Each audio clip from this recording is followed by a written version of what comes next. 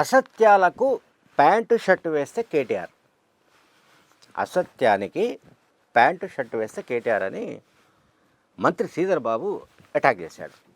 ఎందుకంటే ఈ మధ్యకాలం మనం గమనిస్తే ఒక వారం 10 రోజులుగా హైదరాబాద్కు వచ్చే పరిశ్రమలన్నీ తరలిపోతున్నాయి, హైదరాబాద్కు రానున్న పెట్టుబడులు రాకుండా పోతున్నాయి. ఈ రకమైన క్యాంపెయిన్ రాపకుండా ప్రారంభించాడు ఎవరు, KTR, BRS party working president. So దానికి Telangana IT and industries minister Duddilla Sridhar Babu భారీ దాడి చేశాడు ఎవరిపైన, కేటీఆర్ పైన. ఆయన అసత్య ప్రచారం చేయడంలో దిట్ట, గోబెల్స్కు మించిన వ్యక్తి ఎవరు, కేటీఆర్. తర్వాత ఒకవైపేమో బీఆర్ఎస్ పార్టీ మొత్తం ప్రజల్ని గాలికి వదిలేసింది, ఇంకోవైపు ఈ గోబెల్స్ ప్రచారం చేస్తోంది. అంటే రేవంత్ రెడ్డి ప్రభుత్వానికి వ్యతిరేకంగా గోబెల్స్ ప్రచారానికి పూనుకుంది. బీజేపీని విమర్శించలేక, దానికి ఇప్పుడు యూరియా లాంటి ఇష్యూస్ ఉన్నాయి. యూరియా కొరత